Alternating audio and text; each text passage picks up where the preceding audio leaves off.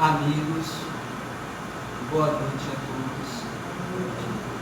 Muita paz e que Jesus nos abençoe agora e sempre. É sempre uma alegria poder retornar ao Paulo Estevão para nós falarmos da doutrina espírita. E em especial quando nós nos reportamos à mensagem de Jesus. Porque em momento algum da nossa trajetória humana e espiritual podemos nos apartar, nos desprender da mensagem do Cristo, visto ser Ele o nosso modelo, aquele que em nome de Deus esteve conosco para nos apresentar o roteiro, o caminho da nossa libertação espiritual. E todo aquele que se conduz na vida mediante os seus ensinamentos terá a probabilidade, a possibilidade de avançar mais rapidamente à destinação que lhe está destinada. Porquanto disse o Mestre Jesus que a nossa destinação não seria outra senão a perfeição, a qual estamos laborando através das sucessivas reencarnações, desse ir e vir pelos corpos materiais que vão nos aprimorando do ponto de vista da consciência e do dever em relação às leis de Deus. Estas que, conforme sabemos, são eternas, imutáveis, que existem desde a criação divina, desde quando Deus criou o universo. E que na medida em que nós despertamos a consciência para a nossa integridade divina, mais fazemos uso corretamente desta lei. E por extensão, nós ampliamos a consciência de dever de contribuintes para que este, que nos serve momentaneamente de moradia, possa se tornar um mundo melhor, já que igualmente é também a destinação dele sair desta condição primária de provas e de expiações para atingir a condição de um mundo feliz. Entretanto, é preciso que nós façamos a nossa parte. É preciso que nós busquemos nos desenvolver quanto à necessidade de sairmos de uma condição primária e limitada do que é material, do que é transitório, do que é momentâneo, fugidio, para vivermos a nossa essência divina, para que nós possamos verdadeiramente, através da vivência e da exemplificação, a mensagem de Deus, que se constitui nos pilares propostos por Jesus. Talvez por esta razão, o Cristo ter dito ser Ele o caminho, a verdade e a vida, e que nenhum de nós chegaríamos ao Pai se não fosse através dele, no sentido da sua mensagem, daquilo que ele nos trouxe, nos apresentou como sendo o reino de Deus. Por esta razão, assim também considerou: o meu reino não é desse mundo. E se eu quero segui-lo, eu preciso ter essa consciência de que esse também não é o meu reino definitivo, a minha morada única, que eu estou igualmente de passagem, em um processo de aperfeiçoamento moral e espiritual. E na medida em que eu dilato a minha consciência em torno desta realidade, eu me torno um co-criador de Deus. Eu passo a ter a consciência de que devo viver na vida das formas servindo a Deus, sendo o intermediário entre os dois planos da vida, este no qual nos encontramos material, e aquele do qual saímos e para onde retornaremos, que é o mundo espiritual. Esse o real, o verdadeiro, o criado por Deus, e que independentemente do material, será sempre existente, sobreviverá a tudo quanto se é transitório. Portanto, é chegado a hora de nós despertarmos a nossa consciência para nos elevarmos do ponto de vista do fazer, a fim de que galguemos o quanto antes e mais rapidamente os degraus que irão nos aproximar do Pai que está nos céus. Este, o Filho, nos apresentou de forma diminuta, simbólica, o seu reino, porque toda a sua mensagem se constituiu desta proposta: eu vim em nome do meu Pai para implantar na consciência de cada um de vós o reino de Deus. Portanto, é preciso que nós nos decidamos, é preciso que nós estabeleçamos esse vínculo e esta determinação para alcançar, pelo merecimento, mediante o esforço, a dedicação, a transformação necessária, a fim de se adquirir os créditos necessários, a fim de avançarmos.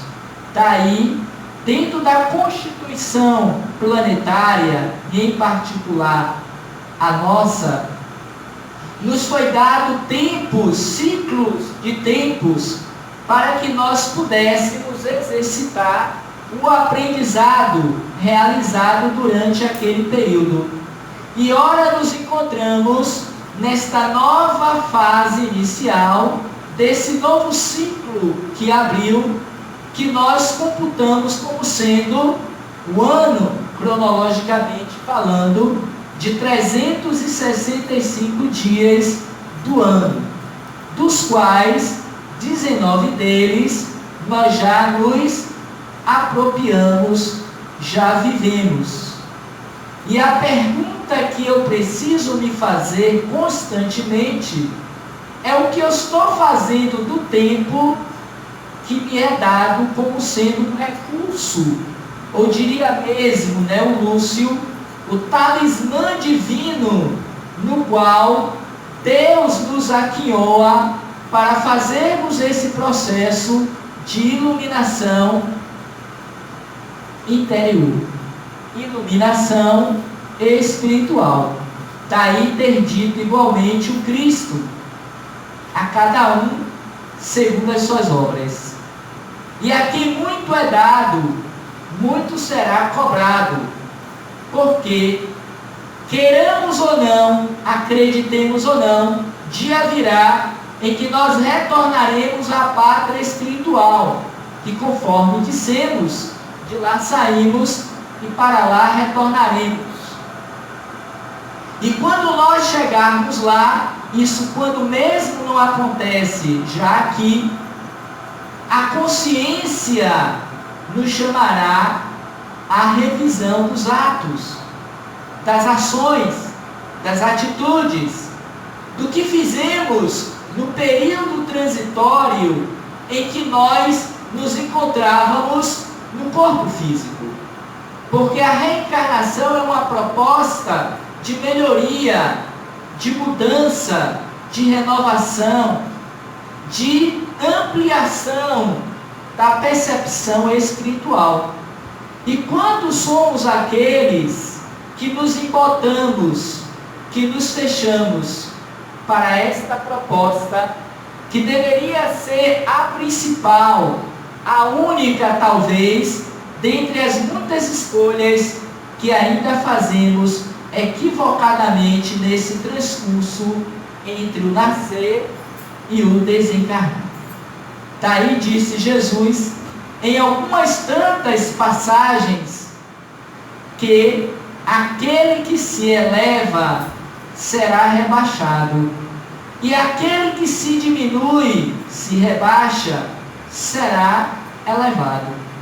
E quanta sabedoria, quanta proeminência existem nessas palavras e citações crísticas, que possivelmente nós já as lemos, já as discutimos nos grupos de estudos, já as ouvimos nas reuniões doutrinárias, mas quão poucos foram aqueles que verdadeiramente se debruçaram nestas como em outras tantas para refletir, amadurecer, a fim de poder vivenciá-las. Porque não basta saber, é preciso que nós as vivenciemos, pois do contrário, de muito pouco adiantou o conhecimento. E a quem muito é dado, muito será cobrado. Essa cobrança não virá dos espíritos, não virá do Pai que está nos céus, nem do próprio Jesus que as nolas concedeu, mas fundamentalmente pela nossa consciência. Por esta razão, Kardec questionou aos espíritos venerandos que o ajudaram na elaboração do Livro dos Espíritos e em toda a codificação espírita, onde se encontraria inscrita a lei de Deus no homem. E prontamente eles assim asseveraram: na consciência. É preciso que nós as busquemos em nós, não mais fora, não mais distante, não mais no outro ou nas coisas, mas dentro de cada um de nós. Talvez seja esse o principal desafio para cada um de nós, espíritos encarnados, nesta fase da transição planetária da Terra. É nos reconhecermos espíritos frente aos muitos apelos, às muitas possibilidades de desvios, de fugas, como temos visto a cada dia assomarem aos nossos olhos, multiplicarem-se, nos criando esta percepção de desvio do objetivo, da falta de objetividade para com a vida, e passamos o tempo da existência destituídos da possibilidade desta elevação. Porque, como nós veremos ainda, quando tratamos da elevação, e Jesus à época já se reportava a estas questões humanas, são aquelas que dizem respeito à materialidade do ser, aquelas de cunho horizontal transitória, que mexe, que massageia o nosso ego, que nos dá uma ideia de supremacia, de poder, de encantamento, de empoderamento, quando na verdade, diria mais tarde Emmanuel, esses muitos títulos, essas muitas honrarias, na maioria das vezes, são desvios do objetivo principal, que é nos reconhecermos filhos de Deus. E transitamos entre o nascedouro e a morte do corpo, nesse vai e vem, nesta dubiedade entre ser e o ter, em querermos aprofundar a senda do conhecimento da verdade libertadora e nos aprisionarmos nas facilidades do mundo, conforme o próprio Cristo dissera inúmeras vezes, e em particular em uma citação simbólica, mas tão atual quanto as outras, quando dissera que não poderíamos servir a dois senhores, a Deus e a Mamon, porque certamente haveríamos de desagradar a um para favorecer ao outro. Ou ainda, como se reportara certa feita, que o seu falar seja sim, sim, não, não. Aquele que quiser me seguir, que tome da sua charrua e que não olhe para trás. Então são muitas as advertências que nós as encontramos nos evangelhos escritos pelos discípulos, sendo os principais Lucas, João, Marcos e Mateus. Mas outros descreveram as façanhas, as aventuras, os ensinamentos ditos por Jesus, e que bem poderiam nos servir se assim tivéssemos consciência, maturidade psicológica e espiritual, de fazer deles o nosso roteiro de vida, sem que necessariamente abdicássemos na sua totalidade das coisas do mundo. Porque vamos encontrar no Evangelho uma citação em que os Espíritos dizem que devemos viver no mundo de conformidade com as nossas necessidades, mas que elas não sejam acima da nossa realidade e identidade espiritual. Mas como saber o que é necessário do que é supérfluo, do que devo, do que já não é mais permitido? Porque a consciência dita o que devemos fazer. E assim iniciamos uma jornada nova de 365 dias desse novo ano, dúbios, incertos, insatisfeitos, inquietos, doentes, enfermos da alma, do corpo, tal qual estávamos há 19 dias atrás, desejosos e enlouquecidos para que o ano acabasse, e ele findou-se cronologicamente falando. Mas o que fizemos? O que deixamos verdadeiramente de herança a ponto de nos elevarmos na configuração espiritual? Ou o que fizemos a ponto de nos rebaixarmos moralmente? São questões que nós não podemos mais deixar passar batidas, porque mais cedo ou mais tarde a consciência irá nos convidar a um reexame de conduta, de postura, e diante da citação crística não sairemos de lá até que paguemos o último centavo. Portanto, eis que é chegado a hora para que nós nos tornemos, mediante também a proposta de Jesus Cristo, bem-aventurados. Foi o seu primeiro ensinamento para com aquela gente que ele convocara, sensibilizara a conhecer a sua mensagem. Bem-aventurados aqueles que se propuserem a fazer esta investigação, esse movimento de sair de si mesmo para perceber-se espírito. E como isso muda a nossa concepção de vida. Como isso é revolucionário dentro de nós, a se estender nas ações exteriores, quando nós nos reconhecemos espíritos. Não esse espírito com E minúsculo, mas o espírito com E maiúsculo. Esse que nos levará inevitavelmente, quando bem vivenciado, às leis, à condição de angélicos, de divinos, de filhos de Deus.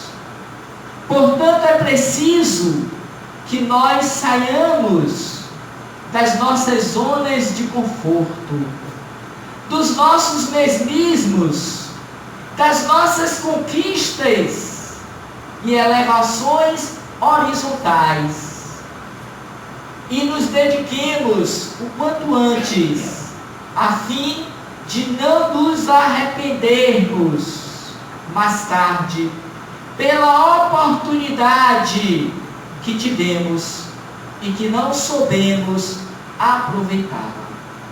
Porque não são poucos aqueles, no dizer dos Espíritos, que ao retornarem à pátria espiritual, chegam com esta sensação, com esse estado de perda de tempo, de frustração, porque acreditaram tempo e atenção às coisas que sabiam eles, nós, na verdade, que não nos traríamos felicidade. Ai, se nós soubéssemos o sentido verdadeiro, profundo desta que tanto buscamos através das coisas exteriores. Porque felicidade, em verdade, é um estado interno de pacificação com os decretos divinos. É a certeza de que estamos cumprindo com a vontade de Deus, nosso Pai. Então vem Jesus, o protótipo maior que tivemos de felicidade, de realizações espirituais, para nos dizer que bem-aventurados os pobres de espíritos, porque deles é o reino de Deus. Estamos todos em busca desta felicidade, que resumidamente chamaríamos a entrada no reino de Deus.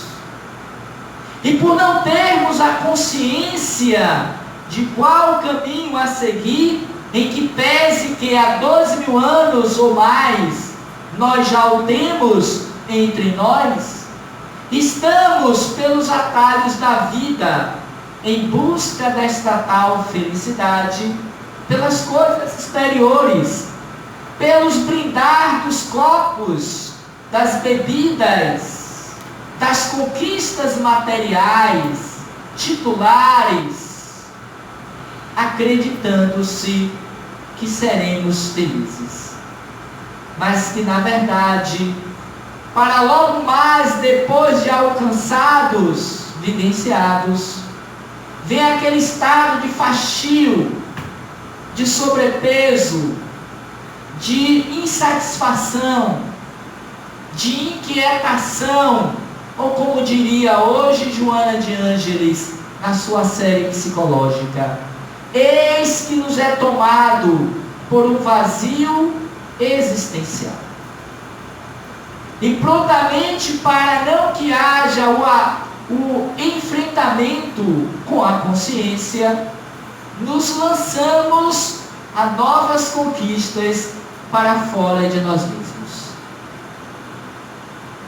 Somente mais tarde, quando não do envelhecimento natural do corpo, a perda da energia, da vitalidade orgânica, das oportunidades que se limitam pelo estreitamento das possibilidades, é que nós paramos quando assim o fazemos, para reconhecer, quando olhamos para trás, que tudo que fizemos ainda não foi uma possibilidade desta conquista de ser feliz.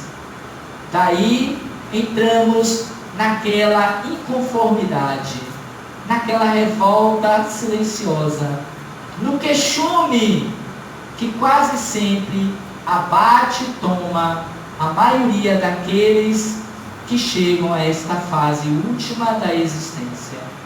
Porque vivem do passado, do que deveriam fazer e não fizeram.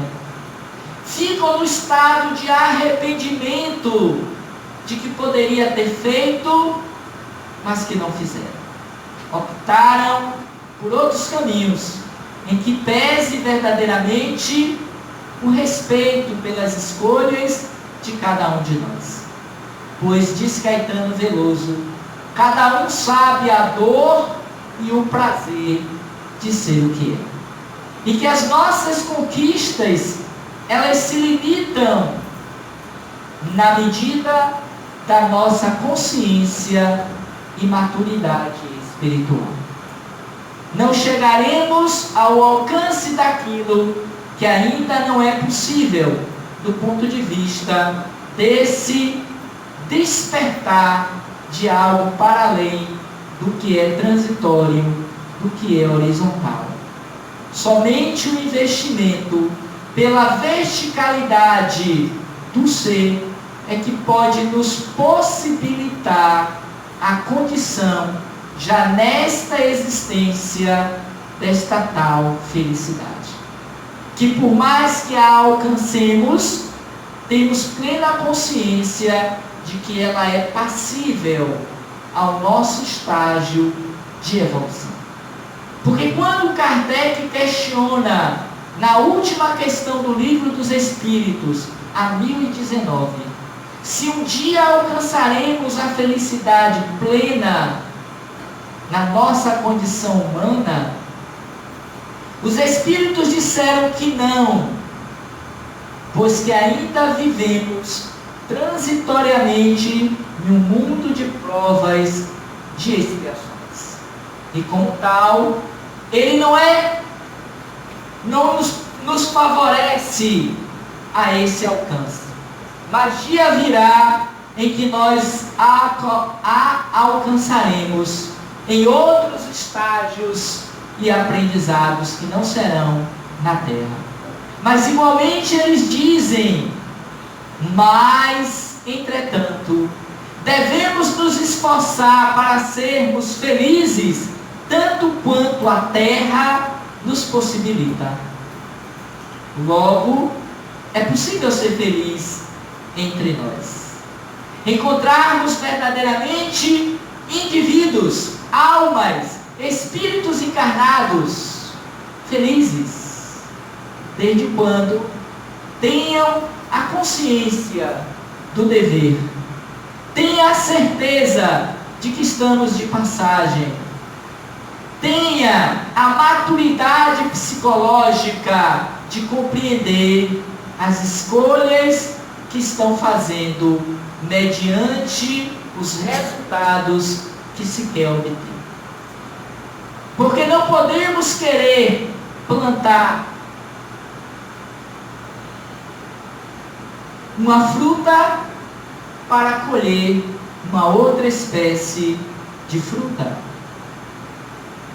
Nós receberemos da vida aquilo que dela nós dermos, porque a lei de ação e de reação. Mas voltando especificamente ao capítulo 7 do Evangelho segundo o Espiritismo, onde lá encontraremos detalhadamente esta que é o motivo das nossas reflexões, uma das bem-aventuranças, diríamos mesmo a primeira, na qual Jesus nos brinda com esta reflexão que nos levará à proposta de hoje. Aquele que se eleva será rebaixado, aquele que se rebaixa será elevado. E conforme também dissemos pouco antes, é interessante que já à época, tal qual nos dias de hoje, aqueles homens de então assim se comportavam. E veremos que de lá para cá quase nada, muito pouco se modificou do ponto de vista da nossa moralidade, da nossa consciência espiritual.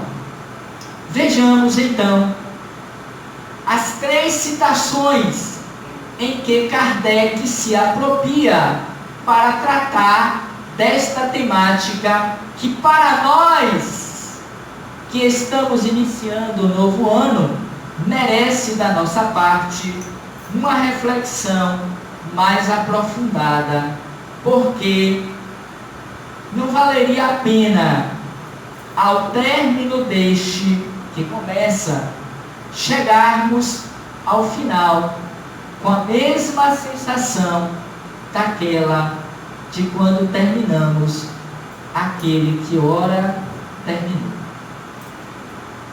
Que para muitos certamente não é diferente daquele outro que terminou 2 anos atrás, 1 ano atrás, 5 anos atrás. Para muitos, uma existência para trás. E aí precisaremos daqueles profissionais da área da psicologia, da alma, para nos ajudar a elevar, sim, a nossa autoestima, a nossa consciência de integralidade com o todo, de nos ajudar a sairmos da culpa, da revolta e entender que fizemos uma escolha e que, como toda escolha, nós obtivemos o resultado dela. Mas que nós podemos, em fazendo novas escolhas, obtermos novos resultados. Porque se você faz sempre a mesma coisa, do jeito que você faz, você terá sempre o mesmo resultado. Então, se você quer um resultado diferente, faça algo diferente. Porque se eu quero ganhar na Mega Sena, desejo, anseio, peço a Deus todos os dias e não jogo, como querer que Ele, o Pai, nos ajude nisso? Em que pese que eu acredito que Ele não vai nos ajudar. Jogue, tente, invista, mas Ele certamente não nos dará o número da sorte. Mas possivelmente nos dará o caminho pelo trabalho justo, honesto, necessário, a termos aquilo que precisaremos para sobreviver e ser. Então, voltando ao capítulo 7º do Evangelho, em que os Espíritos vão discorrer sobre bem-aventurados os pobres de espírito, Mateus, em 5,3, faz a seguinte citação crística: bem-aventurados os pobres de espírito, porque deles é o reino dos céus. E ainda hoje não temos plena lucidez do que é ser pobre de espírito.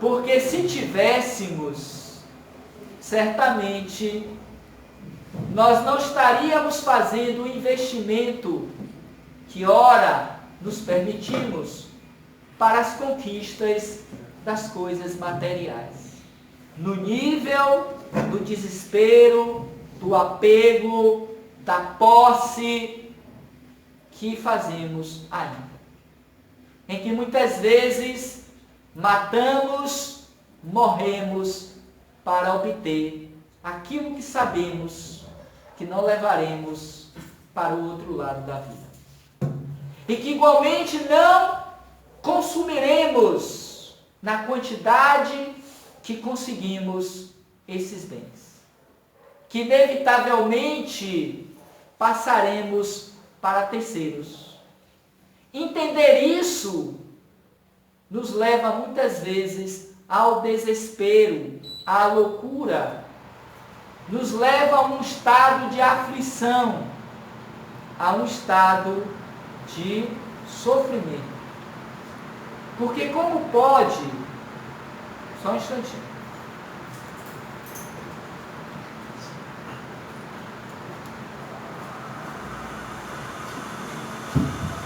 como pode eu que vivi uma vida inteira para alcançar aquele bem, e de repente a morte ou a doença me toma, e eu entendo que não vou poder usufruir desse bem que eu me dediquei ao conquistar, e que outros estão usando de uma forma desapropriada. Bem-aventurados os pobres de espíritos, não são aqueles necessariamente que escolheram não ter nada, apesar de que muitos precisam passar pela prova do não ter, da pobreza, como também da riqueza, porque ambos são necessários à conquista da maturidade espiritual no espírito. Por isso que ora, investimos no corpo sem ter posses, outras horas com ela. Mas o verdadeiro sentido dos pobres de espírito do Evangelho proposto por Jesus é aquele que está desapegado às coisas materiais, que as usam, mas sem se sentirem possuidores desses bens, que sabem que são transitórios, que por mais que nos facilite o ir e vir, o conforto, o bem-estar, o conhecimento, o lazer, os prazeres da vida carnal, mas eles não são nossos, são de Deus. Está lá no capítulo citado: não se pode servir a Deus e a Mamon, na utilidade das riquezas, porque elas também são de Deus. E especificamente nesse capítulo há um subtópico que todos deveríamos ler todos os dias, que chama-se a verdadeira propriedade. Se queremos nos elevar do ponto de vista da nossa condição espiritual, leamos de quando em quando a verdadeira propriedade, porque os Espíritos nos dizem que estas são aquelas que verdadeiramente poderemos levar quando da nossa partida desse mundo, aquelas que os ladrões não roubarão e as ferrugens não consumirão. Inversamente, estamos à cata, em busca, em competição, aquelas que nos enfermam, aquelas que nos adoecem, aquelas que nos levam ao litígio, à separação, quando não, à própria morte. E então, nesse capítulo 7, depois de discorrer a respeito do sentido real do que é ser pobre de espírito, Kardec vai trabalhar, juntamente com os espíritos, 3 passagens propostas por Jesus, em que ele encerra ensinamentos fabulosos, maravilhosos, quanto à necessidade de nos elevarmos, não pelas coisas do mundo, mas pelas coisas de Deus. Há uma citação, rapidamente, em que Jesus nos faz pensar sobre essas coisas. E ele diz assim: de que adianta ganhar o mundo e perder a vida? Se nós nos dedicássemos apenas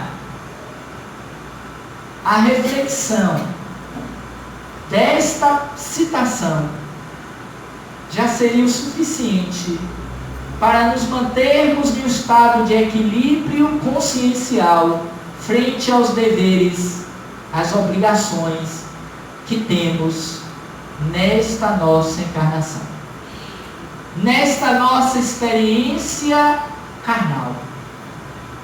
E certamente não iríamos nos inquietar, nos afligir por muitas coisas, tal qual dissera o divino amigo, o terapeuta por excelência, aquela mulher, irmã de Lázaro e de Maria. Na representação simbólica dos nossos dias. Marta, Marta, preocupa-te com muitas coisas, mas apenas uma lhe basta. Como querer nos elevarmos na condição de espíritos, se estamos sobrecarregados de muitas coisas da matéria?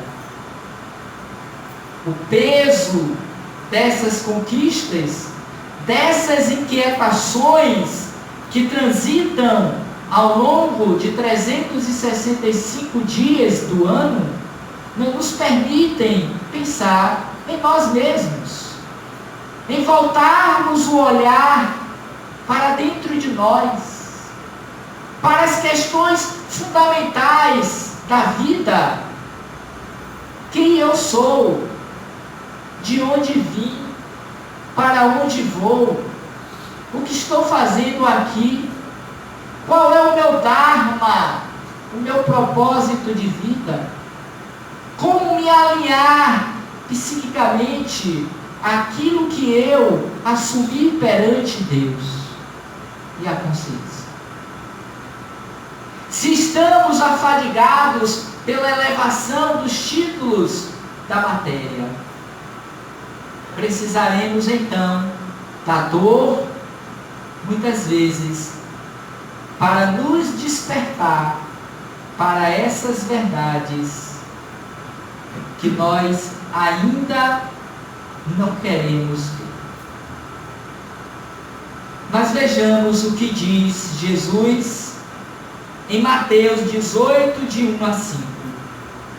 Nesse mesmo tempo, os discípulos se aproximaram de Jesus e lhe disseram: quem é o maior no reino de Deus? Observem se ainda não comunga com os nossos dias. Quem é o maior no reino de Deus? Jesus, tendo chamado uma criança, a colocou no meio deles e lhes disse: eu vos digo em verdade, que se vós não vos converterdes, e se não vos tornardes como crianças, não entrareis no reino dos céus. Quem, pois, se humilhar e se tornar pequeno como esta criança, será o maior no reino dos céus. E quem recebe em meu nome uma criança, tal como acabo de dizer, é a mim mesmo que recebe. O tempo não permite discorrer sobre ela, mas é importante que nós reflitamos sobre a mesma. Aquele que não se colocar na condição da ingenuidade, da leveza, do desapego, tal qual a criança, em que pese que nos nossos dias a nossa educação, a nossa cultura tem levado a esses espíritos que estão adentrando a experiência corporal a inverterem o sentido da fase da vida da criança. E olhem como elas, desde cedo, já estão competitivas, já estão apegadas, já demonstram espectro de orgulho, de vaidade, que a gente não sabe mais como lidar ou como educar. Mas na época do Cristo, ou algum tempo atrás, não era bem assim. Porque o olhar para ela, ou para elas, era um olhar de ternura, de meiguice, de inocência. Trabalhava-se o lúdico, trabalhava-se a fantasia. Hoje trabalha-se a competição, o poder. E a gente diz a elas, equivocadamente: você tem que crescer para ser melhor do que o seu coleguinha. Vou te colocar nesta ou naquela escola, e lá você só tem que tirar 10. Porque 10 eleva-se frente aos outros colegas. É bem visto, é uma criança superativa, inteligente, como nós, equivocadamente, na maioria das vezes, educamos os nossos filhos, deixando-as cada vez mais egoístas, orgulhosas e indiferentes aos valores humanos e espirituais da vida. Uma vez que deveria ser esta a verdadeira educação, como vai nos propor Vinícius nos seus livros. Educação, mestre na educação. Aquele que não se colocar na vida tal qual a criança, não será digno de entrar no reino de Deus. E aí deixamos a questão: onde está a nossa criança interna? O que fizemos com ela? Nós temos contato? Ou a esquecemos? Ou a aprisionamos nos calabouços do inconsciente em que vivemos, para não enfrentarmos a nós mesmos? São questões propícias para esses dias que se seguirão. Mais adiante, Jesus vai dizer então a mãe dos filhos de Zebedeu se aproximou dele e dos seus 2 filhos e o adorou testemunhando-lhe que queria perguntar-lhe alguma coisa. Ele lhe disse-lhe: que quereis? Ordenai, disse a mãe, que meus 2 filhos que aqui estão tenham assento em vosso reino, um à vossa direita e o outro à vossa esquerda. Mas Jesus respondeu-lhe: vós não sabeis o que pedis. Quanto a estar,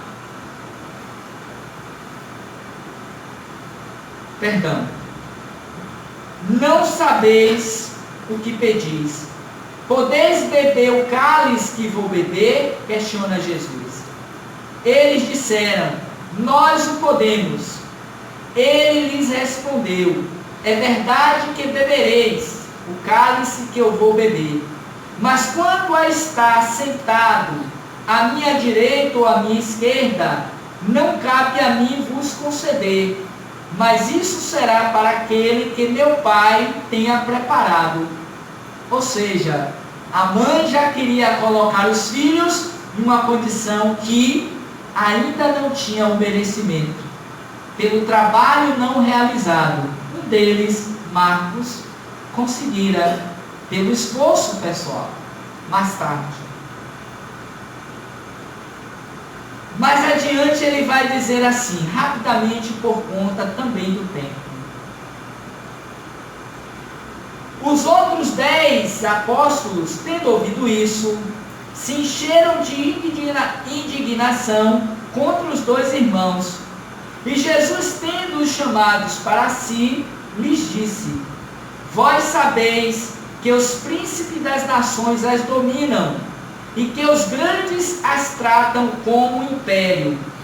Não deve ser o mesmo entre vós, mas eis a lição para a nossa noite.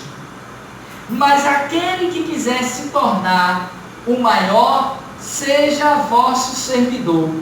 E aquele que quiser ser o primeiro dentre vós, seja vosso escravo. Como o Filho do Homem não veio para ser servido, mas para servir e dar a sua vida pela redenção de muitos. Está lá em São Mateus, capítulo 20, versículo de 20 a 21. Aquele que quiser ser o maior no reino de Deus, que seja o servidor de todos. E aí eu deixo como proposta reflexiva: será que nós já estamos servindo ao outro ou ainda querendo ser servido? Basta olharmos em nossas casas, nos nossos ambientes de trabalho. Quais são os nossos desejos? Servir ou ser servido? Como desempenhamos cada uma dessas posições hierárquicas? Porque vivemos num mundo competitivo, hedonista, no qual nós somos preparados, nos tornamos reféns do consumo e do poder para poder ser servido, para poder fazer com que o outro nos sirva. E quando assim acontece, nós agimos contrariamente à lei. Para finalizar, e me permitam, Jesus entrou, que das três, penso eu, a mais significativa e merecedora das nossas reflexões mais tarde. Jesus entrou em um dia de sábado, tal qual o nosso, hoje, na casa de um dos principais fariseus, para ir tomar sua refeição. E aqueles que lá estavam o observavam. Então, considerando como os convidados escolhiam os primeiros lugares, eles lhes propôs esta parábola e lhes disse: quando fordes convidados para as bodas, não tomeis delas o primeiro lugar, temendo que se encontre entre os convidados uma pessoa mais considerada que vós, e que aqueles que vos tiver convidado e aqueles que vos tiver convidado não venha vos dizer: dai vosso lugar a este, e que então sejais diminuído em vos dirigir com vergonha aos últimos lugares. Mas quando fordes convidados, ide vos colocar no último lugar, a fim de que, quando aquele que vos tiver convidado vier, vos diga: meu amigo, subi mais alto, e então isso será um motivo de glória diante daqueles que estarão à mesa convosco. Porque quem se eleva será rebaixado, e quem se rebaixa será elevado. São Lucas 14, de 1 a 7 e 11.